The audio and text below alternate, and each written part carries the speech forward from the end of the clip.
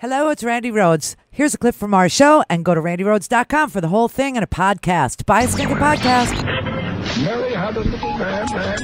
The fault. We believe that all men are created equal. To the magnificent mosaic that is America. From radio beacon to radio beacon.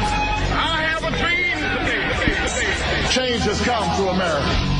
Knock, knock. Who's there? It's a figment of your imagination. Randi Rhodes Show. Turn up. Congratulations, you five ladies no longer have to pretend to be attracted to Harvey Weinstein. Don't do it, J-Mo. You don't want to mess with Weird Al. Oh, please. I'm not afraid of anyone in show business. I turned down intercourse with Harvey Weinstein on no less than 3 occasions out of 5. So Hollywood knew, okay? Hollywood knew. They looked the other way. Obviously, this is an epidemic in this country with very powerful, pasty white men who, and Bill Cosby, okay, just powerful men taking advantage. L.A. Reid is also not white, taking advantage of young, women's hopes and dreams, women who can't fend for themselves. And by the way, it's not just women. It does happen to guys, too. Who's the NFL player that's an actor now? Terry Crews. Yeah, Terry Crews. There's a story about Terry Crews today.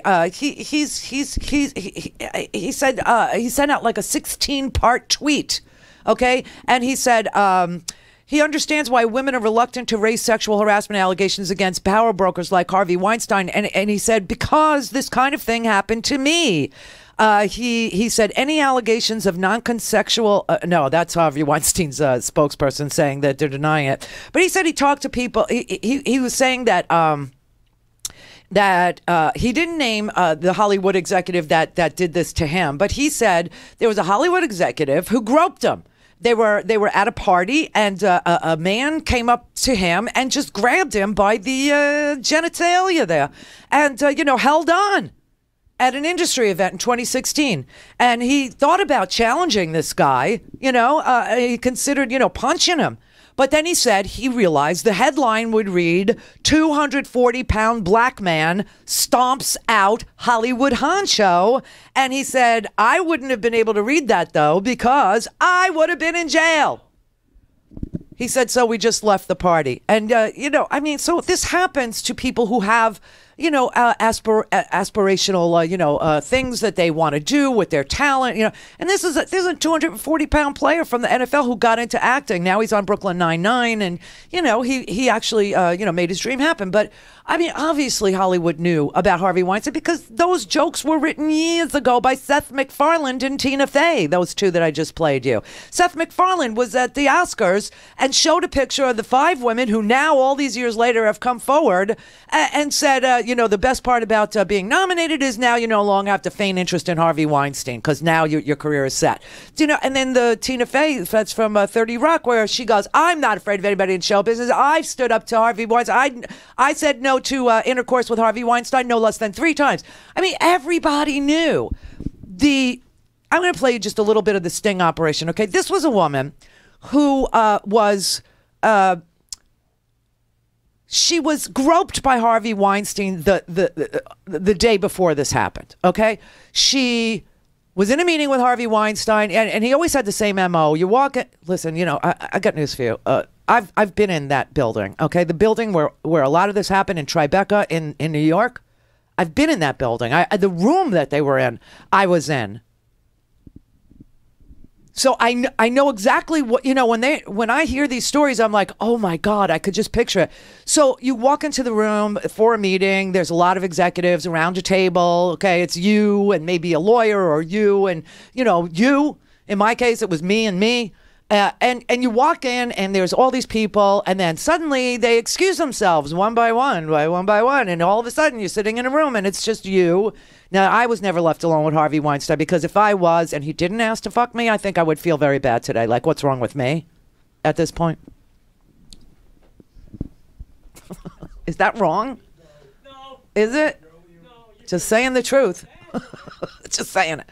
No, but honestly, I've been in that room, and so she was groped by him. He grabbed her breast, and he started making. And then he had this MO where he would do this to you, and then he would call you and call you and call you.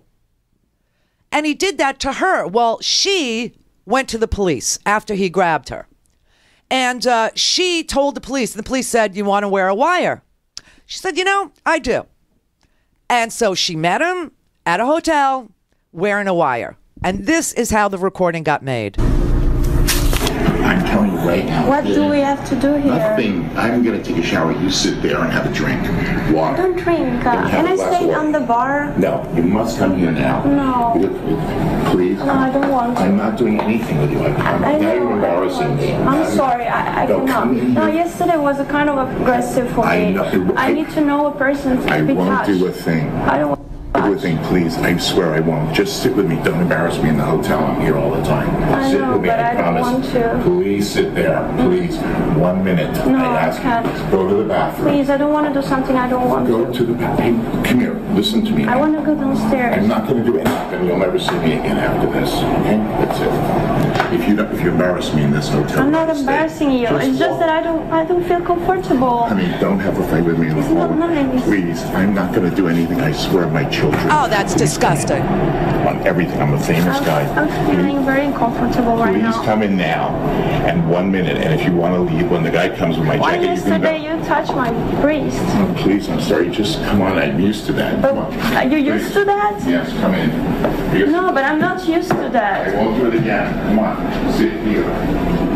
Sit here for a minute, please. No, I don't want to. If you do this now, you will embarrass me. But no. Fine. You'll call me again. Okay? I'm sorry. I promise you I won't do anything. I know, but yesterday was too The much guy is for coming. me. I will never do another thing to you. 5 minutes. Don't ruin your friendship with me for 5 minutes. Oh, Jesus God. I swear on my children, I won't do anything. Just come in here, sit. I want to go take a shower. Come in here and sit. I don't want to. I don't want to. And this was a sting operation, and he's not being prosecuted. And he admits that he groped her. He says, don't blow your whole life for over 5 minutes with me. She says, no, it was too aggressive for me yesterday. He says, well, I'm used to that. She says, you're used to that? No prosecution. Because Harvey Weinstein falls under one part of our justice system, the part that is reserved for very rich, very powerful people, okay? And then, yes, you have a justice system for everybody else that isn't a very rich, very powerful person. And then you have another justice system for very poor, very black, very brown people. And then you have another justice system for women. Okay, I mean, we have all these different justice systems in this country. And when you look at all this news and then you realize this is why the NFL players are kneeling. Don't forget it. The reason why they're kneeling is because we don't have equal justice under law. Lady Justice, that statue of that broad with the scales of justice, she's blind. That's the goal, but we certainly are not there. We are not there. Across the street at the Supreme Court, 4 simple words are engraved on the face of the building. Equal justice under law. That's supposed to be the basic premise of our legal system, that our laws are just and that everyone, no matter how rich or how powerful or how well connected, will be held equally accountable if they break those laws. But that's not the America we live in. It's not equal justice when a kid gets thrown in jail for stealing a car, while a CEO gets a huge raise when his company steals billions. It's not equal justice when someone hooked on opioids gets locked up for buying pills on the street, but bank executives get off scot-free for laundering nearly $1 billion of drug cartel money. We have one set of law on the books, but there are really 2 legal systems. More. One legal system is for big corporations, for the wealthy and the powerful. In this legal system, government officials fret about unintended consequences if they're too tough. In this legal system, instead of demanding actual punishment for breaking the law, the government regularly accepts token fines and phony promises to do better next time. In this legal system, even after huge companies plead guilty to felonies, law enforcement officials are so timid that they don't even bring charges against individuals who work there. That's one system. The second system is for everyone else. In this second system, whoever breaks the law can be held accountable. Government enforcement isn't timid here. It's aggressive. Consequences be damned. Just ask the families of Sandra Bland, Freddie Gray, and Michael Brown about how aggressive they are. In this legal system, the government locks up people for decades, ruining lives over minor drug crimes, because that's what the law demands. Right? Yeah, but she's on to something, but there are more than two. There are more than two justice systems. The justice system that killed Sandra Bland or Michael Brown, they don't even have to report these deaths if they don't want to. Okay, they don't even have to report these homicides. They don't have to report anything. And of course, if you steal a car, just look at the terminology, okay? The big banks, okay? They stole billions of dollars, okay? They pulled the biggest fraud in the history of the United States was in 2008, okay? And they called it malfeasance, right? They called it malfeasance. When is the last time you heard anybody who isn't rich and powerful or protected by millions of dollars of lawyers? When have you ever heard them being accused of malfeasance? So what is it? It's grand auto malfeasance now? This is, no, it's grand theft auto. It's, possession. It's intent to distribute, right? And, she kind of missed the mark there a little bit when she said, you can get arrested for, buying a couple pills on the street. But Big Pharma, they can manufacture all these pills and put them on the street by lobbying for regulations that don't stop them from delivering hundreds of thousands of pills to towns that only have 600 people in it. And they don't get busted for dealing. They don't get busted for intent to distribute illegally, do they? No. We have so many justice systems in this country. It's amazing. So if you steal a car, you go to jail. If you steal billions, you get billions. And if you're black, you get shot. So this is what and that is why the NFL is kneeling. And this president is so evil and stupid that he is trying to take away from what they're trying to tell you by telling them that somehow they are disrespecting me. I'm a veteran. Trust me, they're not disrespecting me. I fought for the First Amendment. You don't fight for the Second Amendment, and here's why. I'm going to say it to you until I'm blue in the face, okay?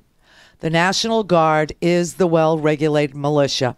I have never in my life spoken to anybody on active duty in the National Guard who thinks that this guy in Las Vegas could do a better job of preserving a free state because he had all these military weapons than they can. It's insulting, okay? It's insulting. The National Guard is the well-regulated militia.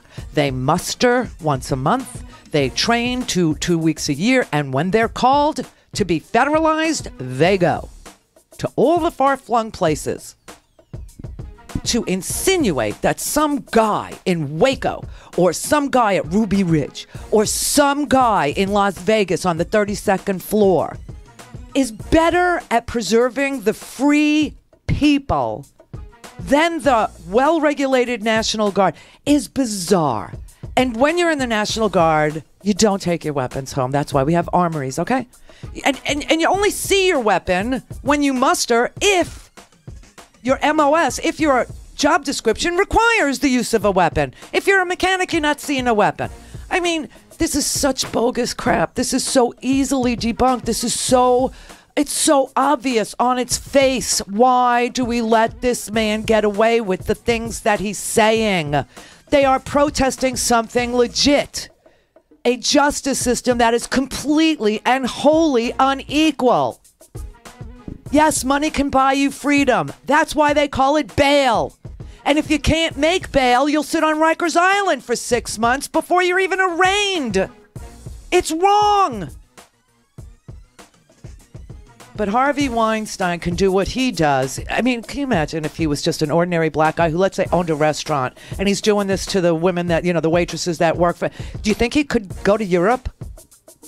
You think he could go to Europe and say, I need rehab? I'm so sorry. I gave you a post-traumatic stress disorder for the last 20 years. I'm so sorry. No. Go to RandiRhodes.com for the whole thing and a podcast. Buy a stinking podcast.